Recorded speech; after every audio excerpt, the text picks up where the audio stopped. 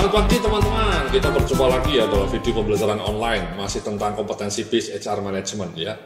Jadi dalam video kali ini kita akan bicara mengenai kompetensi based training and development ya, bagaimana mengaplikasikan konsep kompetensi dalam bidang training and development. Dalam video sebelumnya kita sudah bicara mengenai kompetensi based recruitment dan kompetensi based career and promotion. Jadi mari coba kita langsung ya lakukan proses pembelajaran mengenai kompetensi based training and development.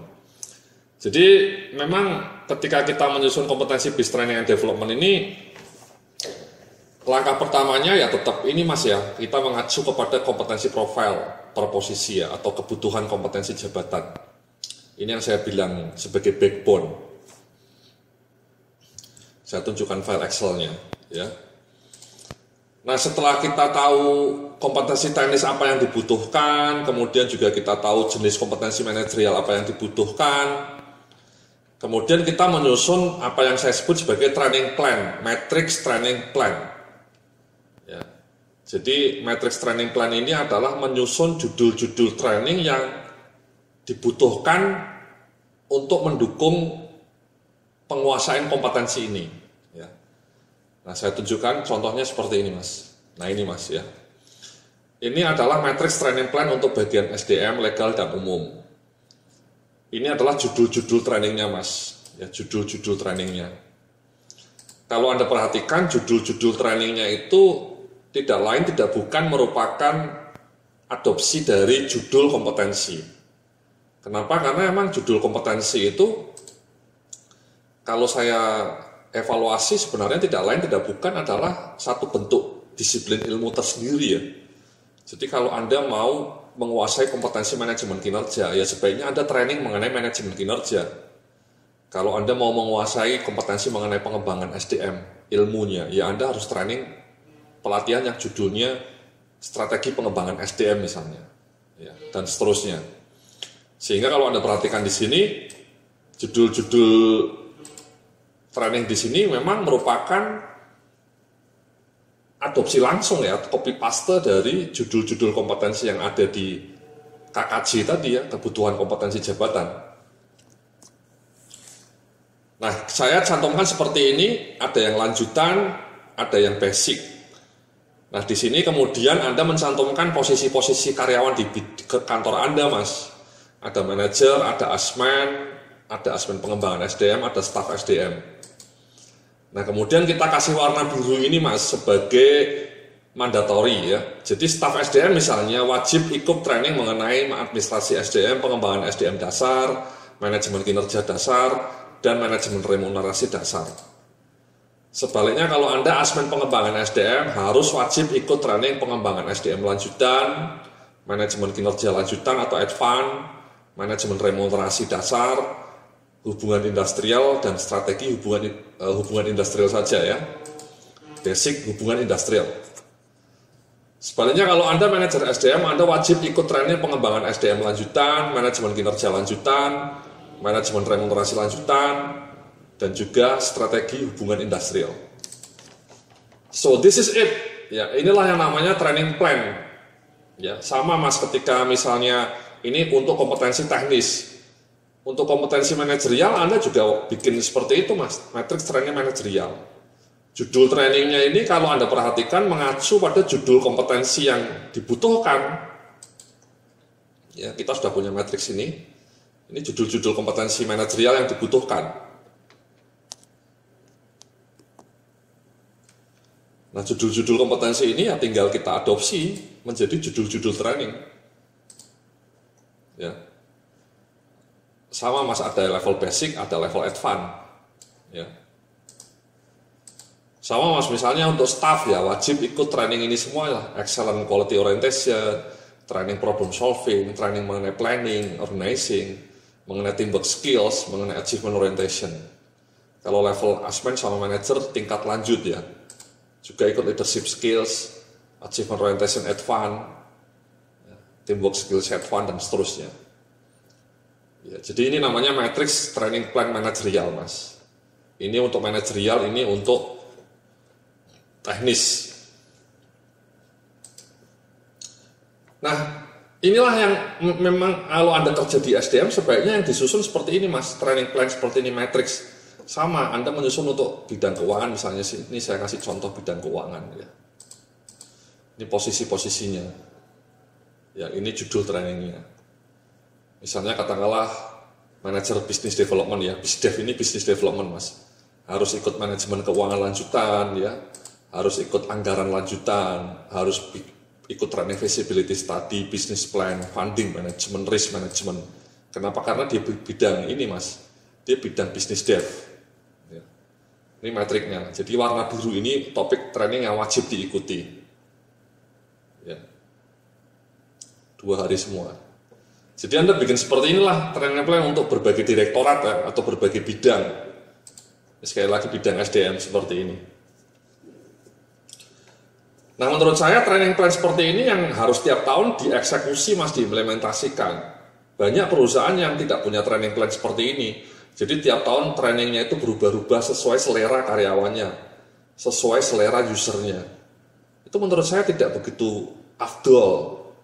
Kalau Anda ingin standarisasi, Anda ingin konsisten based on kompetensi, ya sebaiknya training plan-nya juga standar sesuai dengan kompetensi. Tidak boleh orang lain ikut training seenaknya saja. Anda sudah kita tetapkan punya training metriknya seperti ini. Anda wajib mengikuti ini. Ya, jadi tiap tahun itu tidak banyak berubah. Di Astra Internasional itu ya seperti ini Mas, konsep training and development-nya. Jadi mereka punya kurikulum, punya matriks yang wajib. Untuk manajer harus ikut training ini. Ya. Untuk asmen harus ikut training ini. Staff harus ikut training ini. Ya, misalnya manajerialnya. Ya. Jadi ini manajerialnya ini tiap tahun tidak banyak berubah. Jangan Anda tahun ini yang ngetren ISQ, ikut ISQ semua. Tahun depan yang ngetren mengenai misalnya training spirituality, ya ikut semua. Itu nggak ada standarisasi, Mas, tidak ada konsistensi. Sebaiknya Anda bikin seperti ini, konsisten, tiap tahun dieksekusi. Ya. Jadi sekali lagi staf SDM wajib ikut training ini.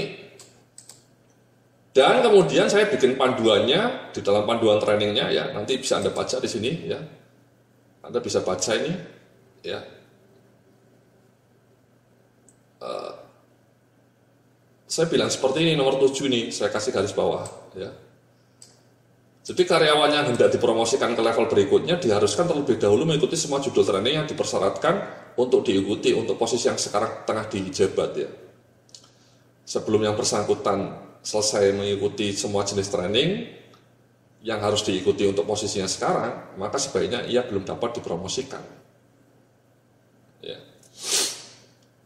Ini Anda juga dapat filenya Mas ya, panduan ini ya. Jadi seperti itu Mas ya. Jadi kalau misalnya staf SDM mau dipromosikan sebagai aspen, ya dia wajib ikut training ini yang warna-warna biru ini. Sebelum dia ikut semua training ini, dia tidak boleh dipromosikan.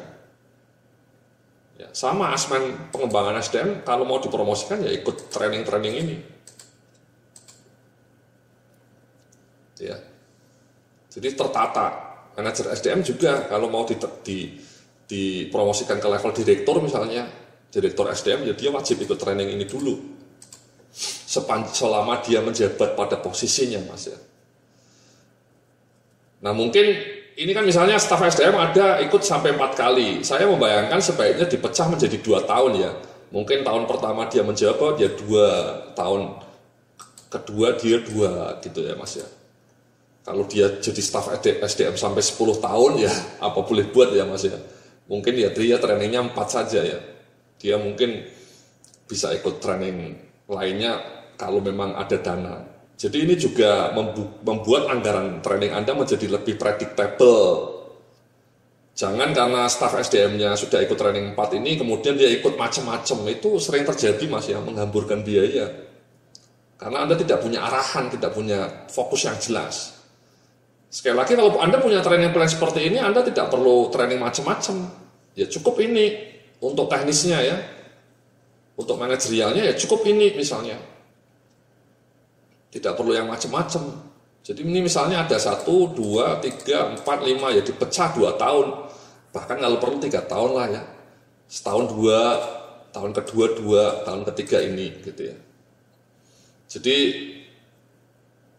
rumusnya kalau bisa setahun itu 2 kali lah ya. 2 kali training manajerial, 2 kali training teknis, jadi 4 kali training. Ya. 2 kali training teknis, 2 kali training manajerial. Jadi kalau dia menjabat selama 3 tahun ya kan bisa sampai 6 kali mas ya.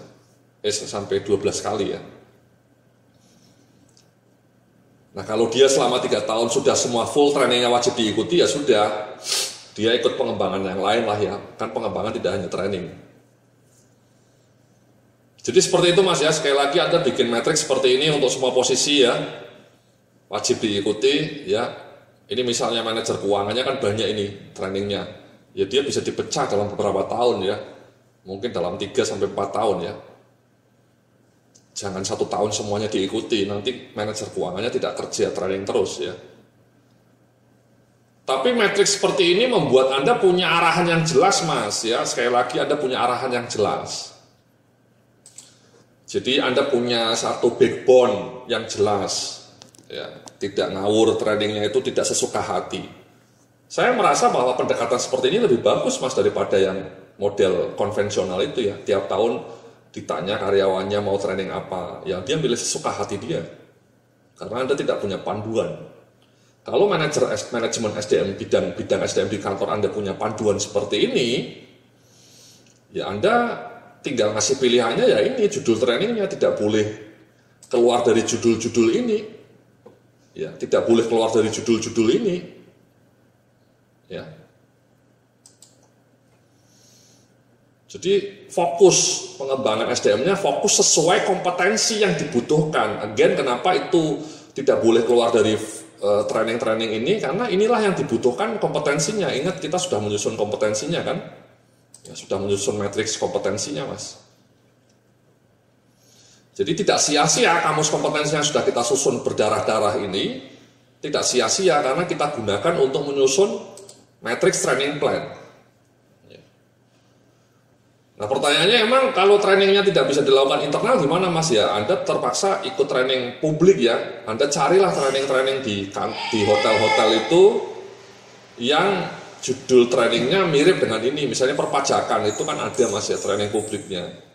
Business plan juga banyak, funding management juga banyak, risk management juga banyak. Jadi Anda pilihlah.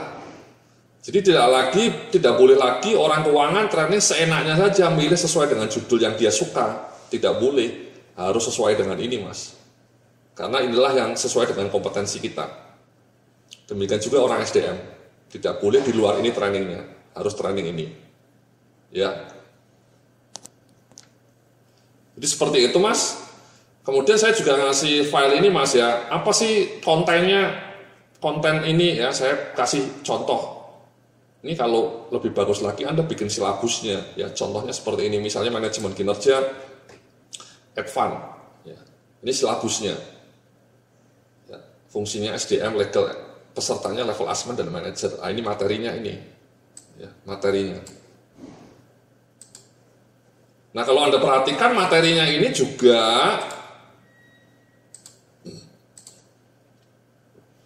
materinya ini sesuai dengan kamus kompetensi mas.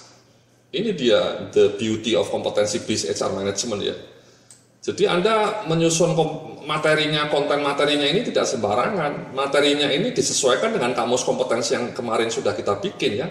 Dalam video sebelumnya sudah kita tunjukkan contohnya ya. Kan Anda sudah punya ya kamus kompetensinya ya. Jadi kamus kompetensinya kita coba lihat lagi.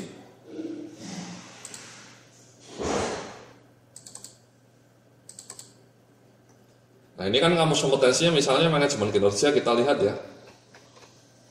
Nah ini kan mas ya, kamusnya, definisinya. Ya. Definisi inilah yang harus menjadi konten training yang Anda akan selenggarakan. Ya. Jadi betul-betul connected itu, antara training dengan kamus kompetensi connected. Jadi supaya bisa memiliki kecakapan standar, atau kecakapan yang lebih advance, Anda harus menyusun training, judulnya manajemen kinerja yang kontennya mencakup ini, hal-hal ini. Ya. Mencakup bagaimana pelaporan KPI, bagaimana proses monitoring pencapaian kinerja, bagaimana cara menghitung skor KPI. Itulah yang kemudian kita terjemahkan dalam materi pelatihan, cara menyusun indikator KPI karyawan, cara membuat pelaporan KPI, cara melakukan monitoring pencapaian KPI karyawan, bahkan sampai cara menyusun panduan sistem manajemen kinerja berbasis KPI dan hubungannya dengan bonus serta gaji karyawan. Ini namanya silabus, Mas. Ya, durasinya 16 jam. Metodenya apa? Ya, jadi Anda bikin silabus seperti ini untuk semua judul training, idealnya ya. Anda bikin, ini kebetulan saya kasih contoh untuk SDM, saya kasih contoh ya, Anda bisa download template-nya. Juga untuk manajerial, kita bikin silabusnya. Ini contohnya ya, problem solving. Levelnya staff karena basic ini, materinya ini ya. Tahapan kunci, metode define problem, menganalisa akar masalah, mengembangkan solusi secara kreatif dan mengimplementasikan solusi secara efektif.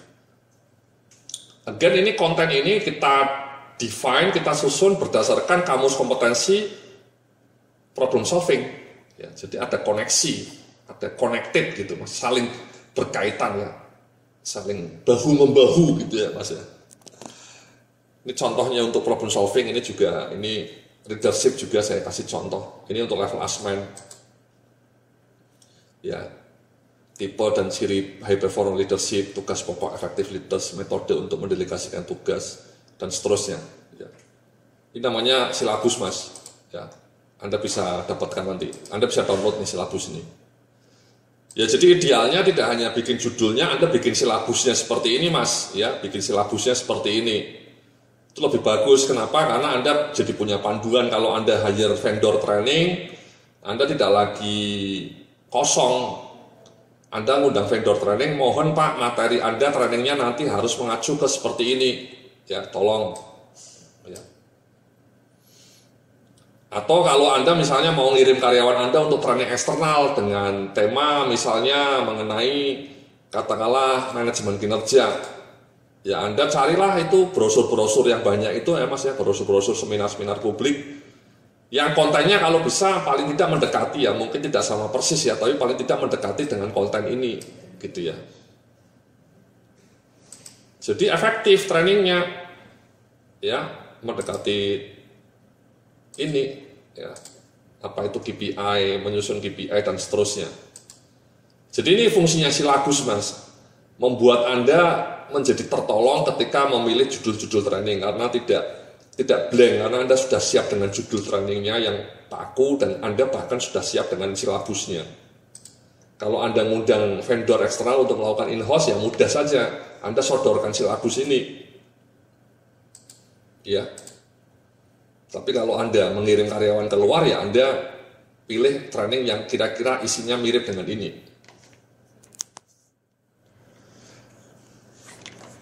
Jadi itu Mas ya, bagaimana menyusun training kompetensi BIS ya. Jadi setelah Anda menyusun ini, Anda susun training matriksnya seperti ini ya. Anda bakukan ya. Kemudian setelah itu Anda bikin silabusnya dan kemudian Anda bikin jadwalnya. Ya, kapan dia harus ikut training ini, kapan dia harus ikut training ini. Itulah yang disebut dengan kompetensi BIS Training and Development. Terima kasih, sampai jumpa dalam video berikutnya. Salam sukses, penuh keberkahan.